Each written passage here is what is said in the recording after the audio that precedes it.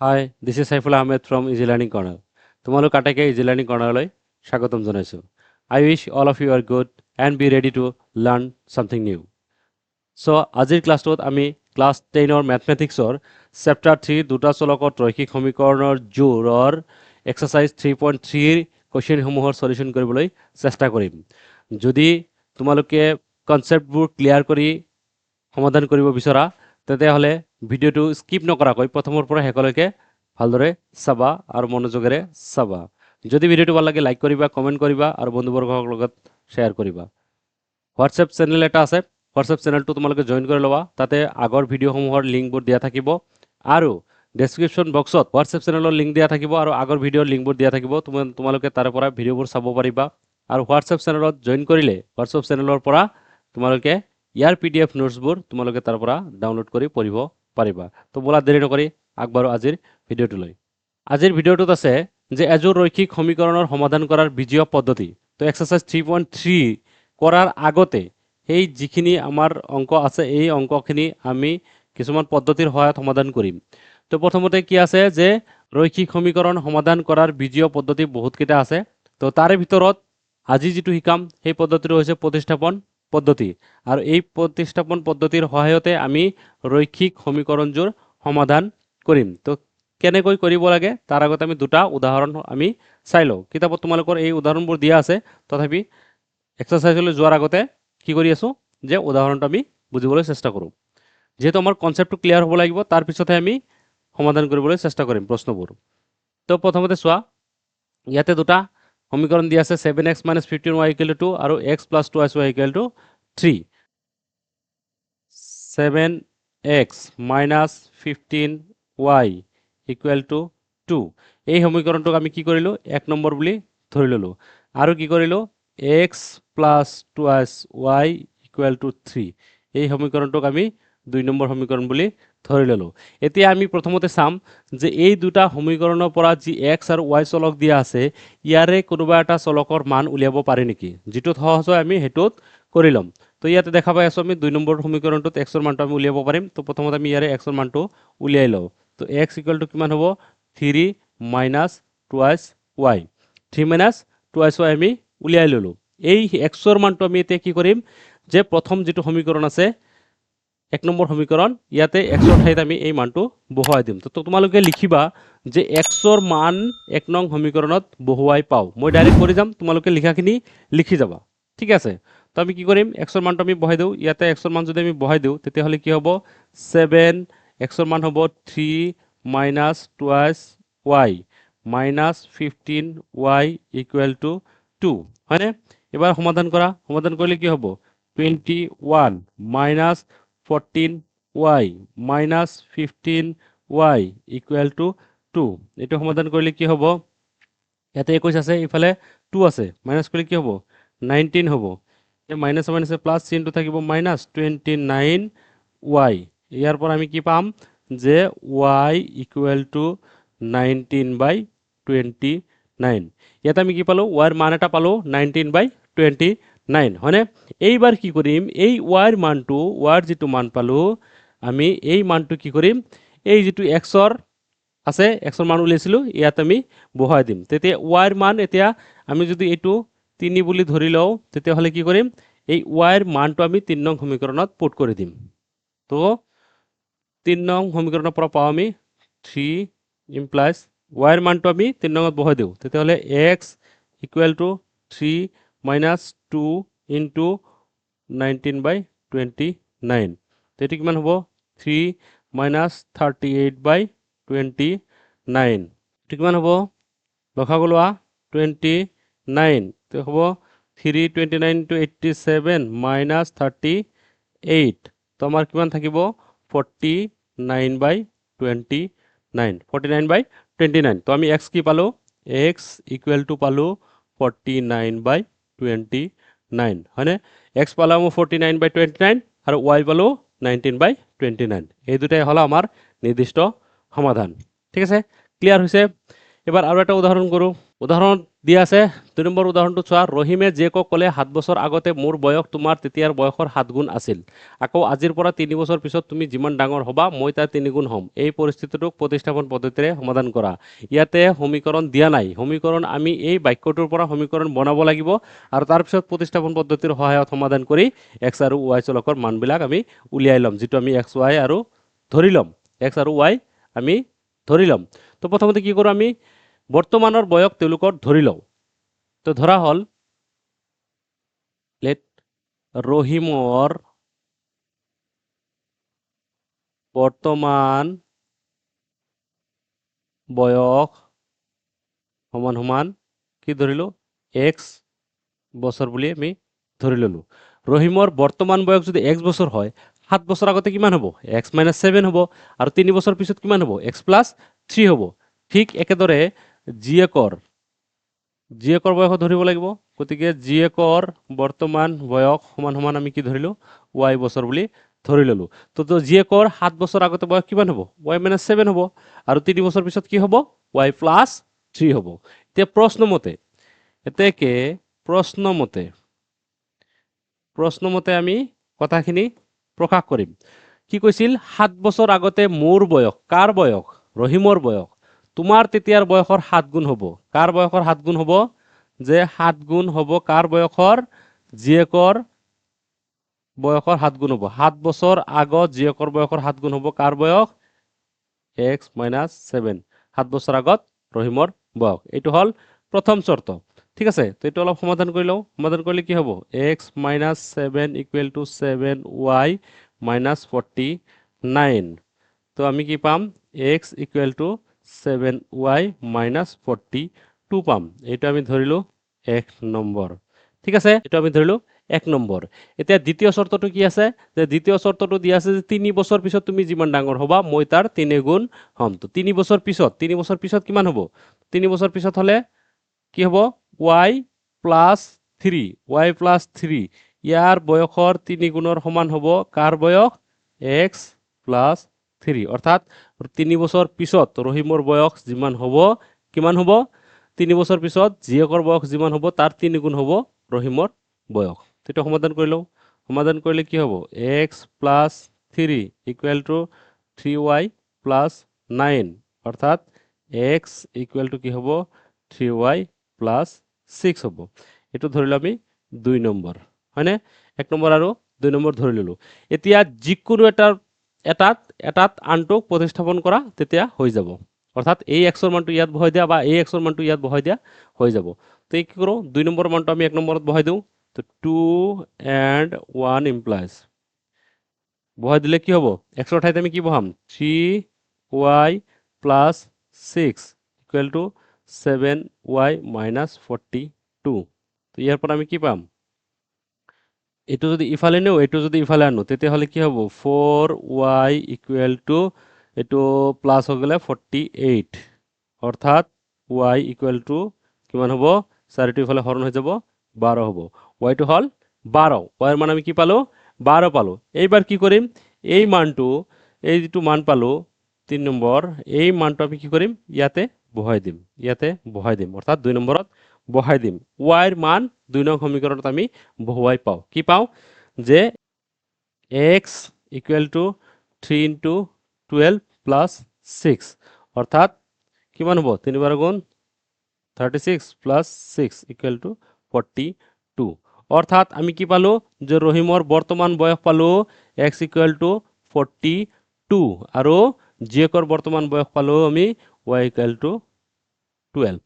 মানে কি কৰিব দিছে পৰিস্থিতিটোক প্ৰতিস্থাপন পদ্ধতিৰে সমাধান কৰা। সমাধান কৰি দিলোঁ x আৰু y ৰ মান আমি ধৰি লৈছিলোঁ বৰ্তমান বয়স গতিকে x আৰু y ৰ মান আমি উলিয়াই দিছোঁ। কনচেপ্ট ক্লিয়াৰ হৈছে ঠিক আছে। এবাৰ আমি এক্সাৰচাইজলৈ আগবাঢ়োঁ। এক্সাৰচাইজত চোৱা কি দিয়া আছে প্ৰতিস্থাপন পদ্ধতিৰ তলৰ ৰৈখিক সমীকৰণযোৰ সমাধান কৰা। তো এক্সাৰচাইজৰ প্ৰথম অংকটো যেনেকৈ দিয়া আছে আমি প্ৰথমতে যেনেকৈ সমাধান কৰিলোঁ সেইমতে 1 আৰু 2 সমীকৰণ বুলি ধৰি ল'ম আৰু এটাক আনটোৰ প্ৰতিস্থাপিত কৰি মানবোৰ উলিয়াম। চোৱা কি কৰিম x + y = 14 এইটো 1 ধৰিলোঁ। তাৰপিছত x - y = 4 এইটো আমি 2 ধৰিলোঁ চোৱা ইয়াতে সহজতে কোনটোৰ পৰা উলিয়াব পাৰি দুয়োটাৰ পৰা উলিয়াব পাৰি কিন্তু এইটোৰ পৰা অলপ সহজ হৈ আছে গতিকে আমি এইটোৰ পৰা উলিয়াও ঠিক x ইকুৱেল টু কি কৰিলোঁ 4 প্লাছ y বুলি ধৰি ল'লোঁ এইটো ধৰিলে আমি 3 নম্বৰ ঠিক আছে এবাৰ আমি কি কৰিম 3 নম্বৰৰ মানটো আমি 1 নম্বৰত পুট কৰি দিম তো 3 and 1 implies কি পাম x ৰ মানটো কিমান 4 প্লাছ y ইকুৱেল টু 14 হয়নে তো ইয়াতে সমাধান কৰিলে কি হ'ব 2y আৰু ইফালে 40 ইফালে মাইনাছ হৈ যাব 14 minus 4 equal to 10 that means y equal to 5 y equal to আমি 5 পালো এটো যদি আমি 4 নম্বৰ দেও এই 4 নম্বৰ মানটো আমি কত কি কৰিম এবাৰ 3 নম্বৰত বহাই দিম বহাই দিয়া কি হ'ব x equal to 4 plus 5 that means 9 x equal to আমি পালো 9 অর্থাৎ x এর মান পালো 9 y এর মান পালো 5 হয়নে ইয়ার পর আমি সমাধান কি পালো x equal to 9 y equal to 5 clear একদম সহজ কনসেপ্ট যদি ক্লিয়ার হয় অঙ্ক করাটা একদম সহজ হয়ে যাব এবার সবা 2 নম্বরটো কি দিয়া আছে s - t equal to 3 are s/3 plus t by 2 equal to 6 এখন নাই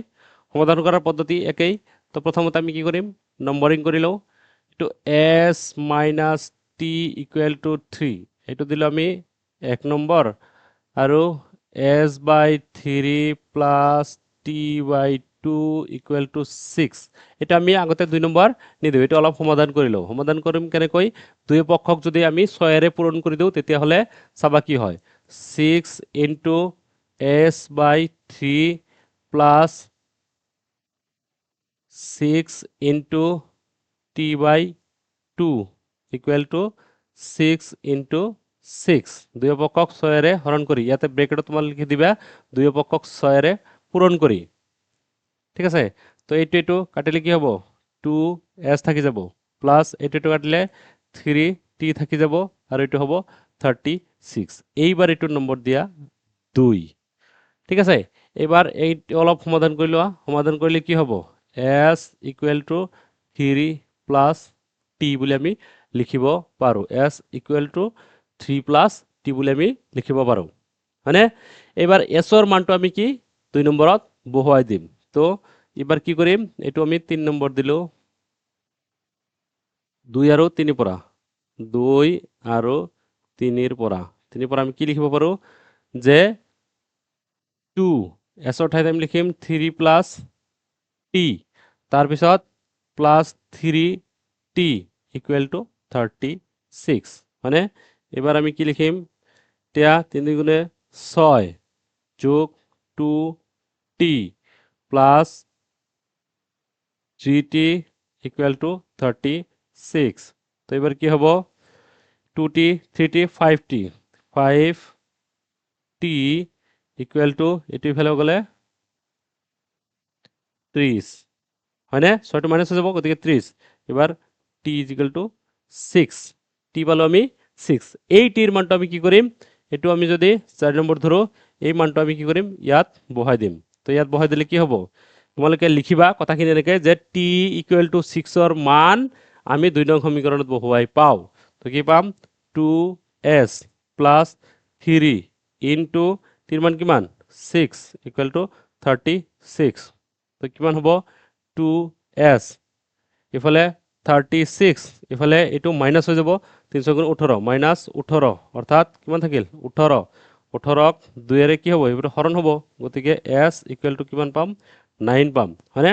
তো আমি কি পালো s equal to পালো 9 আৰু t equal to পালো 6 তো আমাৰ সমাধান কিমান হ'ব সমাধানটো হ'ব s equal to 9 আৰু t equal to হল 6 ঠিক আছে ক্লিয়ার নেক্সট সোয়া এটু কি দিয়া আছে এটু সোয়া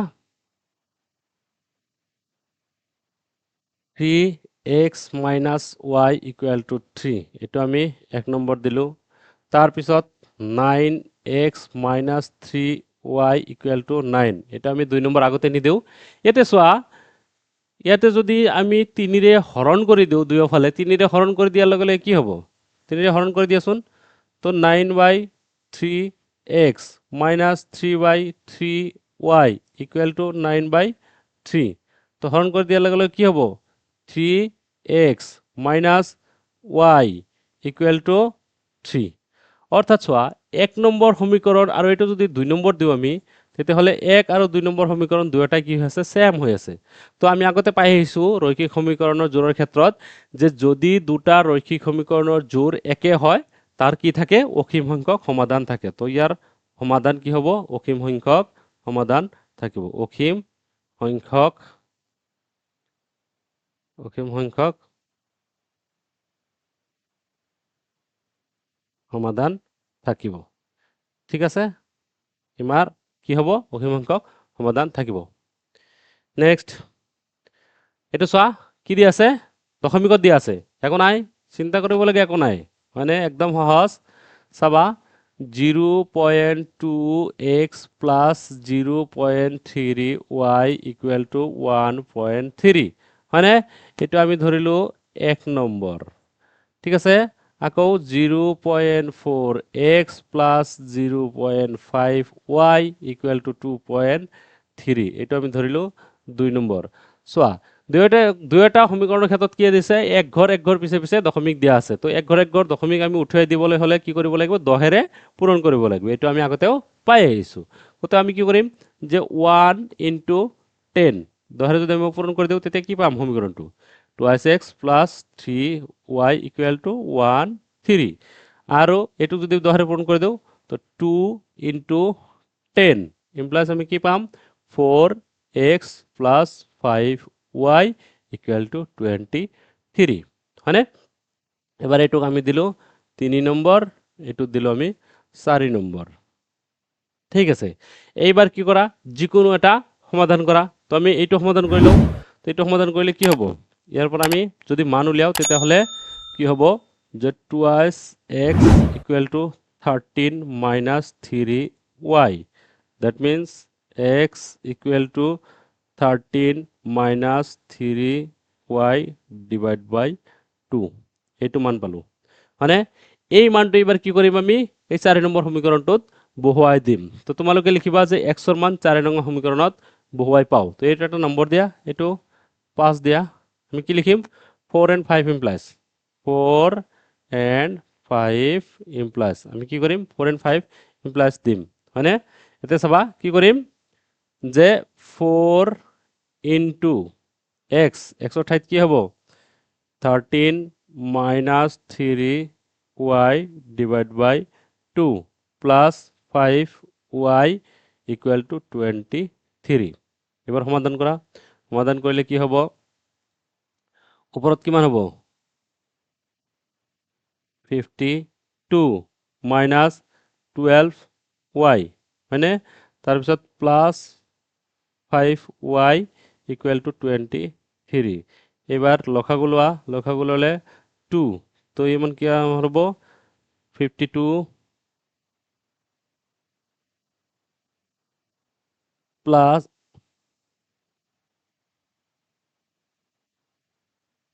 এবাৰ লসাগু ললে 2 একবাৰ গতিকে 52 minus 12y প্লাস এতিয়া 1 দুইবাৰ 2 5 গুণ 10y equal to 23 সমাধান কৰিলে কিমান হ'ব এটো থাকিব -2 সব 52 minus 2y equal to ইফালে দিলে 46 ঠিক আছে 46 টো ইফালে না আৰু y টো ইফালে নিয়া তো 52 minus 46 equal to twice y ইয়াৰ পৰা আমি y ৰ মানটো কিমান পাম y ৰ মান পাম y equal to ইয়াতে হল 6 divided by 2 that means 3 আমি কিমান পালো y ৰ মানটো পালো 3 হয়নে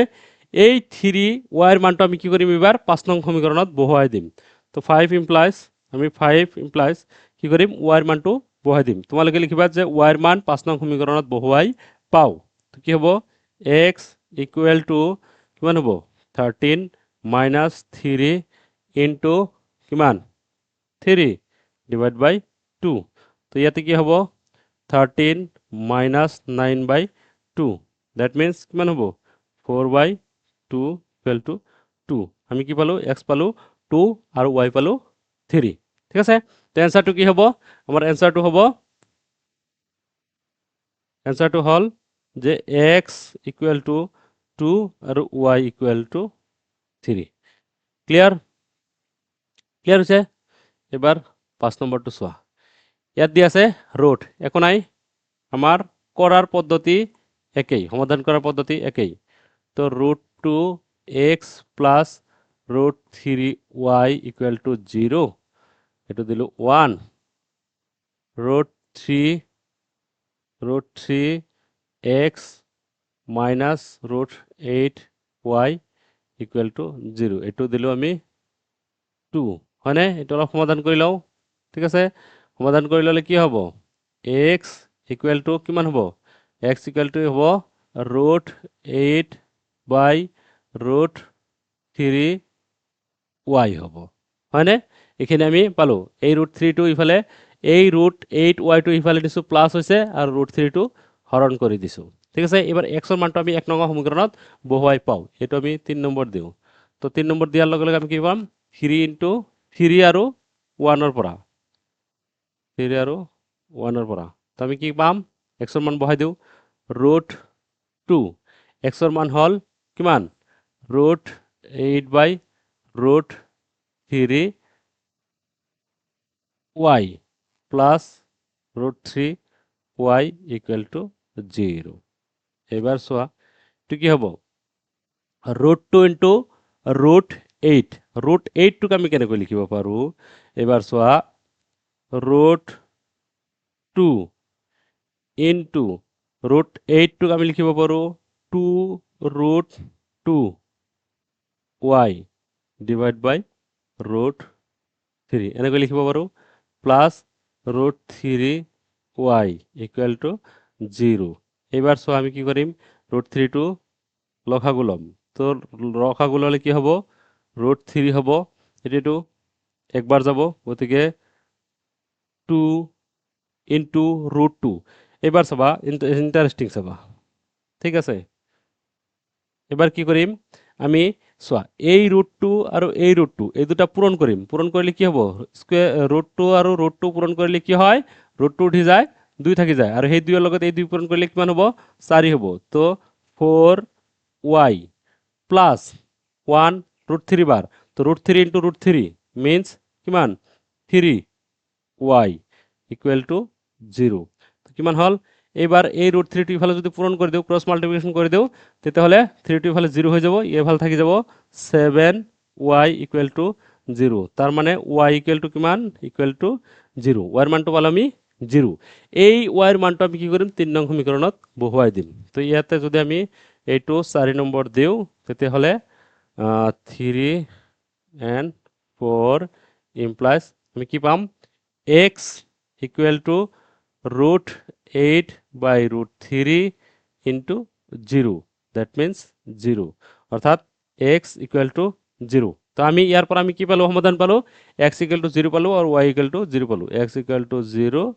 y equal to 0 বলে আমি পালো মানে এটাই হল সমাধান বুঝি পাইছা নিশ্চয় এবার 6 নম্বৰ চাবা এটা আমি আগতে নম্বৰ নিদিও আগতে সমাধান হৰল কৰিলম তাৰ পিছত আমি নম্বৰ বিলাক দিম তো সোয়া 3x by 2 minus 5y by 3 equal to minus 2 তার পিছত ইয়াতে কি আছে x by 3 plus y by 2 equal to 13 by 6 হয়নে দুইটার ক্ষেত্ৰত আমি কি কৰিম 6 এৰে পূৰণ কৰিম 6 এৰে পূৰণ কৰিলে দিয়াৰ লগে লগে এতে কি হ'ব দুই পক্ষক যদি আমি 6 এৰে পূৰণ কৰো অৰ্থাৎ যদি আমি এনেকে দেও এটো যদি নম্বৰ দেও 1 এটো যদি নম্বৰ দেও আমি 2 তেতিয়াহলে আমি ইয়াতে কি লিখিম যে 1 into 6 তার মানে এক নং সমীকরণত 6 এৰে পূৰণ কৰিলো তো 6 এৰে পূৰণ কৰি দিয়াৰ লগে লগে 2 3 বাৰ যাব তো 9x থাকিব মাইনাস 6 এৰে পূৰণ কৰিলে 2 বাৰ থাকিব গতিকে 10 থাকিব ইকুয়াল টু -12 হৈ যাব আৰু এইটো যদি আমি 6 এৰে পূৰণ কৰো তেতিয়াহলে কি হ'ব 2 বাৰ গতিকে 2x হয়নে তাৰপিছত প্লাস 3y থাকিব আৰু এটো থাকিব 13 হয়নে তো ইয়াৰ পৰা যিকোনো এটাৰ পৰা আমি এটা মান উলিয়াই লওঁ তো ইয়াৰ পৰাই মান উলিয়াও ইয়াৰ পৰা যদি মান উলিয়াও তেতিয়া হলে কি হ'ব x = আমি কিমান পাম 13 - 3y / 2 পাম হয়নে মই দুটা হাৰি কৰা নাই মাজত তোমালোকে কৰি লবা ঠিক আছে এবাৰ এই মানটো আমি কি কৰিম ইয়াতে বহাই দিম এই 3 নম্বৰৰ মানটো আমি ইয়াতে বহাই দিম তো 3 আৰু ইয়াতে বহাই দিয়া 3 নম্বৰৰ x ৰ মানটো বহাই দিয়া তো আমি x ৰ মান পুট কৰি তো 9 ইয়াতে কি থাকিব 13 - 3y / 2 এটা থাকিল -10y = 12 -12 মানে তো এবারে সমাধান করা সমাধান করলে কি হবে ইয়াতে তলত থাকিল 2 9 13 গুণ কিমান 117 বিয়োগ 27 y এটো তাৰপিছত -10y = -12 এটো সমাধান কৰলে কি হবে লসাগু লোৱা লসাগু ললে 2 এটো 117 - 27y মাইনাস 2 বার 2 10 গুণ 20 y = -12 তো এটো সমাধান করলে কি হবে এই দুটো ইফালে যাব গতিকে এবার হবো 117 এই দুটা হলে -47y ইফালে গেলে -24 এবার 24 ইফালে প্লাস করে দিয়ে এটো ইফালে নিয়া তো কি হবে আমি এনেকৈ লিখিব পাৰো যে 47y = 117 plus 24 that means 141 তো y কি হবে y = 141 / 47 তো এটো কাটিলে যাব সমান 3 বার অর্থাৎ x = পালো আমি কিমান পালো সরি y = পালো আমি 3 হয় y = আমি কি পালো 3 পালো এইটো আমি কি কৰিম এতিয়া 3 নম্বৰ সমীকৰণত বহাই দিম তো এইটো আমি কি কৰিম 4 নম্বৰ যদি দেও তো 4 আৰু 3 পৰা 4 and 3 implies x ৰ মানটো পাম তো x = কিমান হ'ব x = কিমান হ'ব 13 minus 3 into 3 divided by 2 এটো কি সমান 3 3 গুণ 9 13 পৰা 9 গলে 4 4 2 এৰ হৰণ কৰিলে 2 তো x ৰ মান পালো আমি 2 তো x ৰ মান 2 আৰু y ৰ মান 3 আমি পালো নির্ণয় সমাধান ঠিক আছে এইটো দুটা হল সমাধান বুঝি পাইছা নিশ্চয় এবার সোয়া আৰু এটা অঙ্ক আছে 2 নম্বৰত 2x + 3y = 11 আৰু 2x - 4y = -24 ক সমাধান কৰা এটো আমি প্ৰথমতে সমাধান কৰিব লাগিব তাৰ পিছত কি কৰিব লাগিব m ৰ মান উলিও যাতে y = mx + 3 হয় প্ৰথমতে আমি সমাধান কৰি লও তাৰ পিছত m ৰ মানটো আমি ইয়াত পুট কৰি দিম মানে তো সমাধান কি 2x + 3y = 11 এটো ধৰিলো আমি 1 নম্বৰ তাৰ পিছত কি কৰিলো 2x - 4y = -24 এটো ধৰিলো আমি 2 নম্বৰ ঠিক আছে তো ইয়াৰ পৰা আমি সমাধান কৰি লও সমাধান কৰিলে কি হ'ব x টো যদি ইফালে ৰাখি দেও বাকিখিনি যদি ইফালে লৈ যাও তেতিয়া হলে কি হ'ব যে 11 - 3y / 2 হৈ যাব হবনে নিশ্চয় হ'ব এখিনি তোমালোকে পাৰা হৈছা ঠিক আছে 3 নম্বৰ দিলো এই 3 আৰু 3 এৰ মানটো আমি কি কৰিম 2 নম্বৰত পুট কৰি দিম তো 3 and 2 implies কি হ'ব x ৰ ঠাইত আমি কি বহাম এইটো বহাম তো 2 x ৰ ঠাইত আমি বহাম কি 11 - 3y / 2 -4y থাকিব ইফালে থাকিব -24 ঠিক আছে সমাধান কৰা সমাধান কৰিলে কি হ'ব ইয়াতে থাকিল 2 11 2 গুণ 22 মাইনাস 3 দুগুণে 6y এটো থাকিল -4y = -24 এটো সমাধান কৰা সমাধান কৰিলে কি হ'ব এটো আমি এটো লসাগু লম লসাগু ললে দুইটো লসাগু হইব 2 একবার যাব গতিকে 22 - 6y ইয়াতে দুইবার যাব 2 4 গুণে 8 8y = -24 এবার আমি দুইটো হিফালে পূরণ করে দিম তো আমার ইমাত কি আন থাকিব 22 মাইনাস মাইনাসে প্লাস কিন্তু হবো মাইনাস 14y হবো 24 দুগুণ 48 মানে এইবার সোয়া ইয়াতে আমি যদি এই 14টি ইফালে লও আর এইটো ইফালে আনো সরি মাইনাছ মাইনাছ 48 ঠিক আছে মাইনাছ 48 তো এইটো ইফালে আনো আৰু এইটো ইফালে আনো তো তেতিয়া কিমান হ'ব 48 প্লাছ 22 ইকুৱেল টু 70 আৰু ইফালে থাকিব 14y তো y ইকুৱেল টু কিমান পালোঁ y ইকুৱেল টু আমি পালোঁ 5 5 দুগুণ 70 তো y মান পালোঁ আমি 5 এই মানটো আমি এতিয়া কি কৰিম এই 3 নম্বৰ সমীকৰণত বহাই দিম তো এইটো আমি কি কৰিম 4 নম্বৰ বুলি ধৰি ললোঁ 4 নম্বৰটো ধৰি লওঁ তেতিয়াহ'লে 4 and 3 implies 4 and 3 implies তে কি কৰোঁ এই y মানটো ইয়াতে বহাই দিওঁ তো x ইকুৱেল টু কিমান হ'ব x ইকুৱেল টু হ'ব 11 মাইনাছ 3 ইনটু 5 হয়নে তাৰপিছত ডিভাইড বাই 2 কৰা কিমান হ'ব 11 মাইনাছ 15 2 তো আমি কিমান পালোঁ যে এটা ইয়াতে থাকিব মাইনাছ 4 বাই 2 ইকুৱেল টু কিমান হ'ব মাইনাছ 2 আমি পালোঁ মাইনাছ 2 হয়নে এক্সৰ মান পালোঁ আমি মাইনাছ 2 এক্সৰ মান মাইনাছ 2 ৱাইৰ মান 5 হয়নে এইবাৰ আমি y equal to mx plus 3 আমি কি কৰিব লাগে x আৰু y ৰ মান বহাই দিব লাগে y is equal to mx plus 3 ইয়াতে আমি মানটো বহাই দি m ৰ মানটো উলিয়াব লাগে তো আমি x ৰ মান পালোঁ কিমান আৰু y ৰ মান পালোঁ কিমান x ৰ মান আৰু y ৰ মান ইয়াৰ আগত আমি কি পাই আহিলোঁ যে x ৰ মান পালোঁ আমি -2 আৰু y ৰ মান পালোঁ 5 তো y ৰ মান আমি পালোঁ 5 আৰু এইটো পালোঁ -2 এই মানখিনি আমি কি কৰিম ইয়াতে বহাই দিম বহাই দিয়া তো ইয়াতে কি হ'ব 5 ইকুৱেল টু m -2 প্লাছ 3 হয়নে তো এই ইফালে আনা গতিকে কি হ'ব 5 মাইনাছ 3 ইকুৱেল টু -2m এবাৰ কি হ'ব ইয়াতে চোৱা ইয়াতে কি হ'ব 2 ইকুৱেল টু -2m এবাৰ আমি কি কৰোঁ -2 ইফালে আনো তো m থাকি যাব আৰু 2 বাই -2 তো কাটাকাটি কৰিলে কি হ'ব -1 অৰ্থাৎ m ৰ মান আমি কি পালোঁ m ইকুৱেল টু -1 এইটোৱে আমাৰ কি আছিল উলিয়াবলগীয়া মান আমাক কি কৈছিল সমাধান কৰি m ৰ মানটো উলিয়াব লাগে তো m ৰ মান আমি কি পালোঁ -1 পালোঁ নিশ্চয় বুজি পাইছা ঠিক আছে তো মৰমৰ ছাত্ৰ ছাত্ৰীসকল আজিলৈ ক্লাছটো ইয়াতে সমাপ্ত কৰিছোঁ ইয়াৰ পিছত অৰ্থাৎ 3 নম্বৰৰ পৰা বাকী যিখিনি আছে নেক্সট ক্লাছত আমি আলোচনা কৰিম তো যদি ভিডিঅ'টো ভাল লাগে তোমালোকৰ বন্ধুবৰ্গৰ সৈতে শ্বেয়াৰ কৰিবা আৰু লাইক কমেণ্ট শ্বেয়াৰ কৰিবলৈ নাপাহৰিবা ঠিক আছে আজিলৈ ইয়াতে এৰিছোঁ ধন্যবাদ